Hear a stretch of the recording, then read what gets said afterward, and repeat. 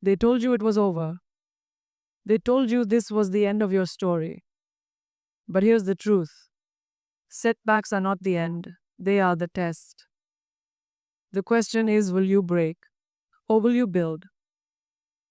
Every great comeback starts in the ruins. You can't rebuild without first being broken down. So if life has knocked you flat, congratulations. This is your starting line. Stop running from what happened. Stop brushing it under the rug as if ignoring it will make it disappear. A setback does not dissolve in silence, it festers. You can't heal from what you refuse to acknowledge. If you pretend you're fine, if you tell everyone, it's nothing. When deep inside you feel the weight of the collapse, you're lying not just to them, but to yourself. And lies like that are poison. They keep you stuck in the same loop, trapped between the memory of what you lost and the fear of facing it. The truth is, you can't rebuild from a place of denial.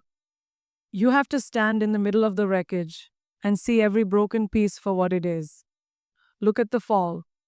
Don't just glance at it, study it. Feel the sting of it. Let the reality hit you in the chest so you can finally stop pretending it was no big deal. That job you lost, it mattered. That relationship that ended, it left a hole. That dream that crumbled, it shook your sense of who you are. And that's okay. It's okay to admit it hurt. Because when you name it, you take the first step toward owning it. And ownership is power. Ownership means the setback doesn't control the narrative, you do. Ownership is saying, yes, this happened. And now, I decide what comes next. Most people get stuck because they keep sugarcoating the truth. They call it a little mistake instead of a failure. They call it just a rough patch instead of an upheaval. But sugarcoating delays progress. When you mask reality, you can't address it. If your house burns down, you don't stand outside calling it little smoke damage. You call it what it is so you can rebuild it. Your life is no different.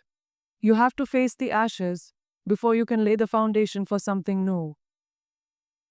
Denial is a slow death. Truth is the first breath back to life. And don't mistake facing reality for dwelling in it. There's a difference between acknowledging the fall and making it your permanent address. Owning your setback means you visit the memory to learn from it, not to live in it. You can't keep replaying the moment over and over in your mind like a punishment. You face it once, fully, and then you start working on the blueprint for the rebuild. That's how you move from being a prisoner of your past to being the architect of your future. It takes courage to say, I failed. It takes even more courage to say it out loud to yourself in the mirror. Because the moment you admit it, you can no longer hide behind excuses. You can't blame the timing. You can't blame luck. You can't even blame other people. Owning the fall means taking full responsibility for your part in it. And that responsibility is not a burden, it's a key. The moment you take it, the door to change swings wide open. Without it, you're locked out of your own transformation. So ask yourself, have you really faced it? Have you stripped away the stories you tell others and confronted the raw truth?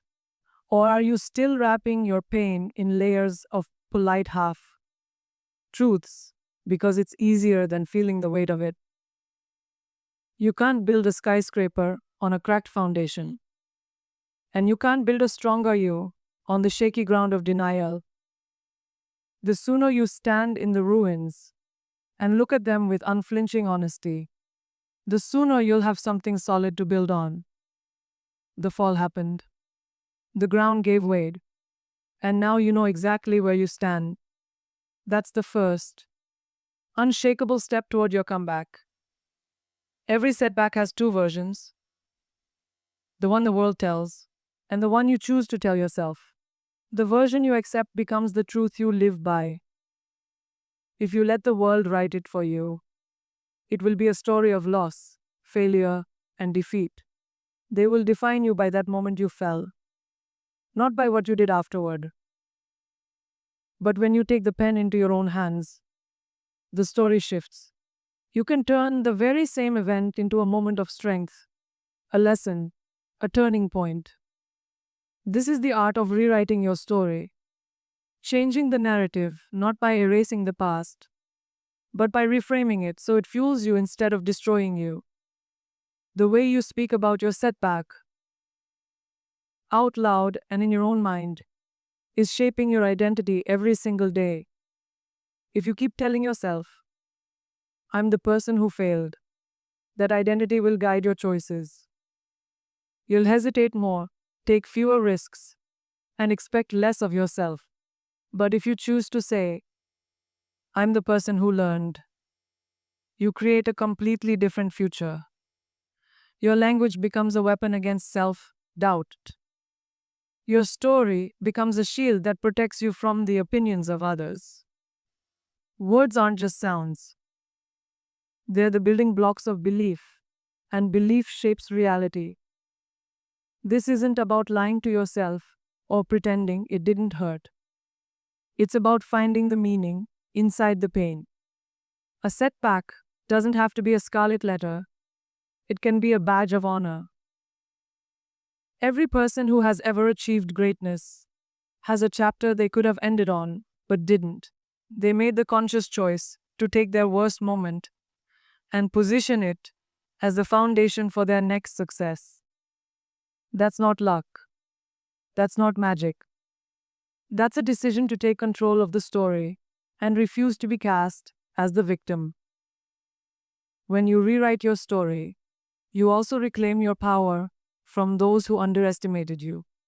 People will try to box you in based on what they've seen before. They will speak about you as if your lowest point defines your entire life. But they don't get to decide your ending. You don't owe anyone the comfort of staying small so they can keep their version of you intact. You can outgrow their narrative, and you can do it so completely that it makes their old story irrelevant. The greatest revenge is not anger, it's evolution. Rewriting the story is not just mental, it's practical. If your setback was losing a job, then you frame that moment not as being fired, but as being freed to find work that truly fits you. If your setback was a failed relationship, you frame it not as abandoned, but as redirected towards something healthier. This shift changes how you show up in the world. You stop walking like someone who lost and start walking like someone who was guided to a new path. And people feel that difference in your presence long before they hear it in your words. You are the author of this chapter, whether you admit it or not. Every single day, you are either adding sentences that keep you stuck in the same scene or sentences that push the plot forward. The pen has always been in your hand. You just forgot you were holding it. So take it back. Write the version of the story where you rise. Write the version where the setback was just a twist in the plot that made the ending even better. The world will believe whatever you keep repeating. So choose your words with the precision of someone building a future worth living. You can rebuild the outer shell of your life 100 times. But if the inside of you is still fragile, it will all come crashing down again. The truth most people ignore is this: the inside comes first. Before you fix the job, the house, the relationships, you have to fix the person who lives inside all of that. Because if you carry the same fears, the same doubts, and the same self sabotage into your new life, you'll simply recreate the same pain in a different form. Strength that lasts is not built from the outside in, it's built from the inside out. When your foundation is solid, storms don't destroy you, they reveal your resilience. That kind of foundation is built in private, away from applause, away from validation. It's the discipline to get up early when no one's watching. It's the choice to fuel your mind with something powerful instead of numbing distractions. It's the decision to challenge your own excuses before they even leave your mouth. You become unshakable by practicing mental toughness when the world isn't even testing you yet. That way, when the test comes, you're already ready. Too many people try to decorate their lives without reinforcing their structure. They chase the title, the image, the applause, hoping it will make them feel whole. But what happens when the applause fades? What happens when the job changes, the money slows down, or the relationship ends? If your worth was built on things you could lose, then you were never standing on steady ground to begin with. The rebuild starts with you, your habits, your mindset, your emotional control. Without those, everything else is temporary. Building from the inside out also means confronting the parts of yourself that contributed to your setback. Maybe it was procrastination. Maybe it was avoiding hard conversations. Maybe it was letting fear stop you from taking the leap you knew you needed to take. You can't skip over those truths. They're not weaknesses to be ashamed of, they're instructions for your growth. Every flaw you face becomes a piece of the blueprint for the stronger version of you. Ignore them, and you risk building the same faulty structure again. This internal rebuild isn't glamorous. It's not a highlight reel. It's hours of showing up for yourself when no one claps. It's learning to control your reactions so you don't give away your power. It's training your body so your health supports your goals, not hinders them. It's choosing to be around people who challenge your excuses instead of people who make them sound reasonable. These are the daily bricks no one sees, but they're the ones that make the walls unbreakable. And here's the payoff. When you build from the inside out, you stop fearing another collapse. Because you know, even if everything on the outside falls apart again, you still have the tools, the discipline, and the strength to rebuild from scratch. That is real power. That is the kind of security no bank account, no job title, and no relationship can give you. The world can take many things from you, but it cannot take the person you've become in the process. And that person can build anything. You cannot rebuild your life in an environment that constantly reminds you of the collapse. If every voice around you keeps echoing your past mistakes, how can you focus on your future? The truth is, some people don't want you to rise. They're comfortable with you broken because it makes them feel bigger. They keep you in the same conversations, the same cycles, the same atmosphere that drains your energy and poisons your vision. If you want to rebuild, you have to cut the cord from those who keep you tied to the wreckage. The people around you are not neutral. They are either builders or destroyers. Builders see potential where others see nothing. They don't dwell on what you've lost. They focus on what you can create. They offer solutions, not sympathy that keeps you stuck. Destroyers, on the other hand, disguise their negativity as realism. They will tell you they're just trying to protect you from disappointment. But what they're really doing is protecting themselves from watching you succeed. You need to become ruthless about who gets a seat at your table. Sometimes the hardest part of rebuilding is realizing that not everyone can come with you. The same friends who were perfect for your old life may not be right for the life you're building now. It doesn't mean you hate them. It means you understand the weight you're carrying, and you can't afford to carry their doubts too. Distance is not betrayal, it's survival. You can love people from afar while protecting the space where your new foundation is being laid. Surrounding yourself with builders means intentionally choosing people whose mindset matches the direction you're going, not the place you've been. If you want to think bigger, you need to be around people who are already thinking bigger. If you want to move faster, you need to be around people who are already in motion. Energy is contagious, and whether you realize it or not, you absorb the ambition or the apathy of those you spend the most time with. If you stay in a room full of complainers, you will start complaining. If you sit with problem solvers, you'll start solving. This shift in your circle doesn't happen by accident. You have to go out and find these people. You have to put yourself in rooms where you're the one with the smallest vision, so you're forced to grow. You have to seek out mentors, peers, and friends who will challenge you instead of coddle you. Builders are not always the most comfortable people to be around. They will call you out. They will demand better. They will push you beyond your limits. But those are the people who make sure your rebuild is stronger than anything that fell apart. And here's the reality: the right people can accelerate your comeback faster than you ever imagined.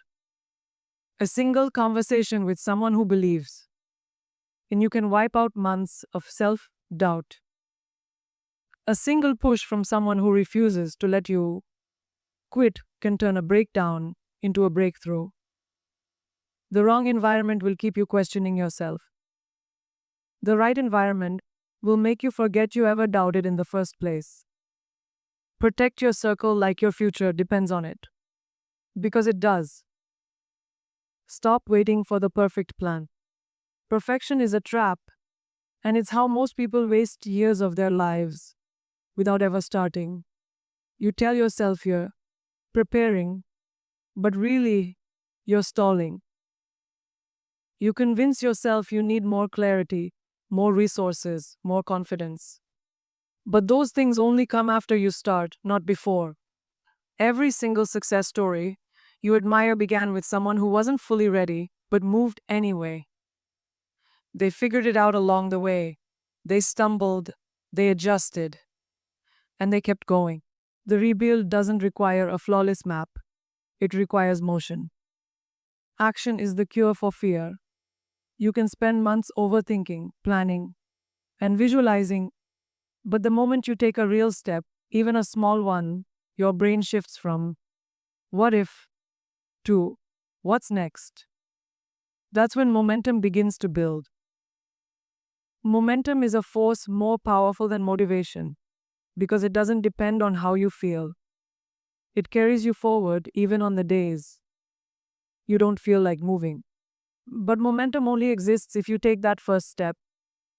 Standing still kills it before it even starts. The truth is, imperfect action beats perfect intentions every time. You can tell yourself you'll start when the time is right, but that's just fear in disguise. The time will never be right. There will always be obstacles. There will always be reasons to wait. But the people who rebuild fast are the ones who start in the middle of the chaos. They start when they're uncertain, when they're scared, when they don't have all the answers. And because they start, they learn faster. And because they learn faster, they rise faster. You will make mistakes. Accept that now. Mistakes aren't proof that you're failing, they're proof that you're moving. Every wrong turn shows you something the perfect plan never could. You'll learn what works, what doesn't, and what needs to change. Every action, no matter how small or flawed, is a brick in your rebuild. You don't get to the top by waiting for the elevator. You get there by climbing the stairs. one imperfect step at a time. Consistency is what turns those imperfect steps into unstoppable progress. One great day won't rebuild your life, but 100 consistent days will. Show up for your rebuild daily, even when you're tired, even when you doubt yourself. Especially then. The discipline to take action in the absence of motivation is what separates those who stay stuck from those who rise. Every day you act, you reinforce your identity as a builder, not a dreamer. And here's the most important part: once you start, you cannot stop. The moment you pause for too long, doubt creeps back in, fear grows louder, and the old habits start pulling you down. Momentum is a living thing, it has to be fed with action. Keep moving forward, even if the steps are tiny. Because tiny steps compound. They stack on top of each other until one day you look around and realize you've built something so solid, so strong, that the person you were when you started wouldn't even recognize it. You've been knocked down, but you are not done. Everything you've been through was not meant to bury you, it was meant to build you. The fall stripped away what was weak, and now you have the chance to rebuild on a foundation that can't be shaken. This is not about going back to who you were. That person is gone. This is about becoming someone stronger, wiser, and bolder than you ever imagined. Your comeback starts now, not when you feel ready, not when everything is perfect. Now, the world doesn't need another person who talks about change. It needs someone who proves it's possible. Let that be you. Every step you take from this moment is proof that you are not a prisoner of your past. You are the architect of your future. You're not starting from scratch. You're starting from experience. And there is nothing more powerful than that. Rise, rebuild, and let the life you create from here be the loudest answer to everything that ever tried to break you.